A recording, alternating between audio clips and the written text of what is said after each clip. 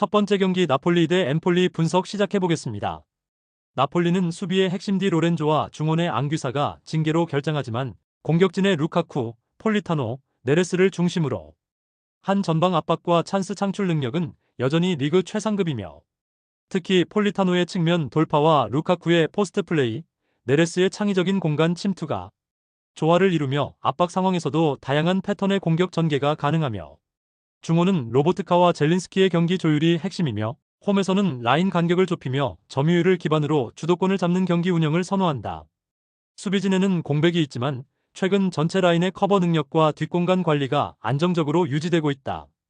엠폴리는 강등권 탈출을 위해 수비 위주의 전술을 고수하고 있지만 최근 부상자가 대거 발생하며 3-4-3 포메이션의 구조적 안정성까지 무너진 상태고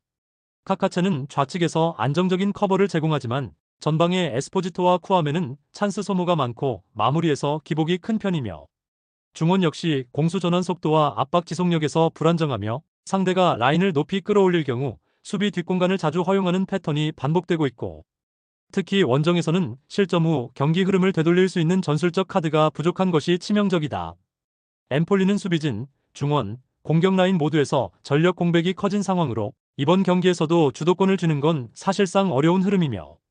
나폴리는 징계 이슈가 있더라도 전방 조합을 중심으로 안정적인 승리 플랜이 가능한 구도이며 경기 전개 구조상 나폴리가 흐름을 주도하며 승리를 가져갈 가능성이 높다.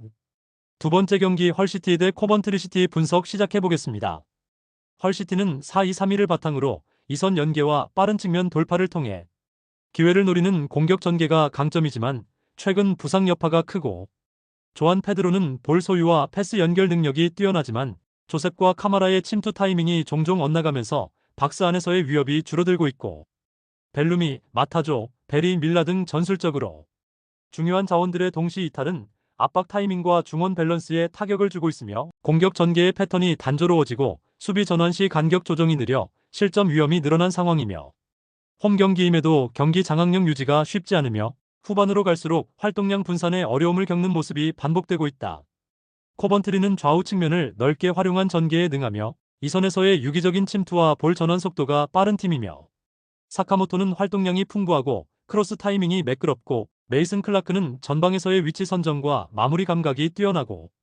루도니는 중원에서 수비와 공격을 이어주는 전환 허브 역할을 수행하며 압박 회피 능력도 준수하며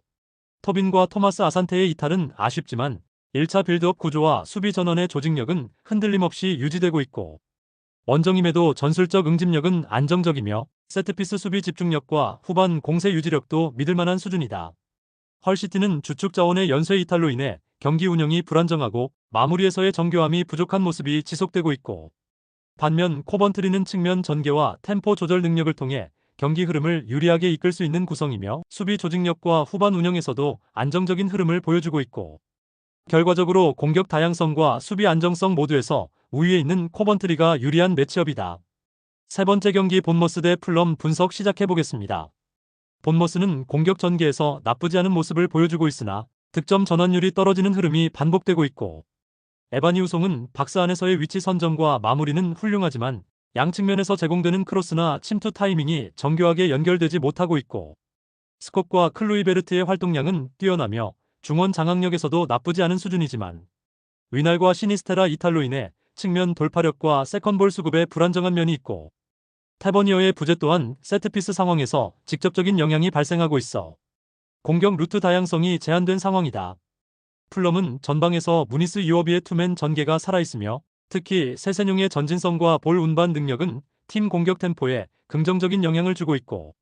다만 윌슨의 부재로 인해 측면 속도와 컷백 전개의 날카로움이 줄어든 상황이며 넬슨의 이탈은 수비 조직에서 순간적인 막힌 공백으로 이어질 수 있고 중원은 압박 강도가 떨어지지는 않지만 전반적으로 수비 밸런스를 유지하는 데 집중하면서 공격 전개 시 템포 전환이 느려지는 약점이 있고 최근 경기에서는 점유율은 유지하되 득점 전환이 늦어지는 흐름이 반복되고 있다. 본머스와 풀럼은 각각의 강점을 가진 전개 루트를 갖고 있지만 측면 자원의 부상과 결정력 부족으로 인해 마무리에서 한계가 분명한 상황이며 두 팀 모두 적극적으로 나설 경기이긴 하나 결정적인 차이를 만들기는 어려울 가능성이 높고 이번 경기는 승부를 가리기 어려운 무승부 시나리오에 가깝다. 네 번째 경기 에이티 마드리드 대 바야돌리드 분석 시작해보겠습니다. AT 마드리드는 핵심 몇몇 자원의 결장에도 불구하고 시메오네 감독 특유의 강력한 수비 조직과 실리 전술로 상위권을 유지하고 있고,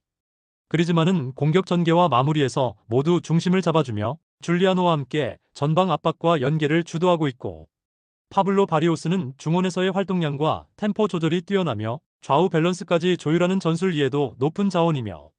수비라인은 4-4-2 형태 속에서 밀집된 구조를 유지하며 실점 허용이 적고 선제 실점 이후 역전 허용도 거의 없는 철벽 수준의 안정감을 보여주고 있다. 홈 경기일 경우 라인을 높여 점유율까지 챙기는 흐름도 가능해 상대 약팀의 강한 성향을 보이고 있다.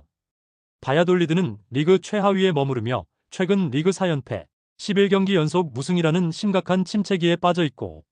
후안미 라타사와 라울 모로는 개인 기량은 있으나 공격 전개 시 볼 소유 시간이 너무 짧고 조직적인 패턴 플레이가 거의 없는 상태고, 이반 산체스는 전개 과정에서 실수가 많아 중원 압박에 약하고 전방 전달 능력에서도 한계를 드러내고 있고, 수비에서는 카드 징계로 핵심 수비형 미드필더가 빠진 상황이라 수비 전환 시 공간 커버에 큰 약점을 노출할 가능성이 크고, 실점 후 무너지며 경기 흐름을 되찾지 못하는 악순환이 반복되고 있으며, 원정에서는 집중력 저하로 인해 후반 실점률이 급격히 상승하는 구조를 보이고 있다. 바야돌리드는 현재 리그 전체를 통틀어 가장 극심한 부진에 빠져 있는 팀이며, AT 마드리드는 홈 경기에서 상대를 틀어막고 실리 있게 이기는 전술이 정교하게 작동 중이며, 전력과 분위기 모든 면에서 AT 마드리드의 승리가 유력한 시나리오로 예상된다.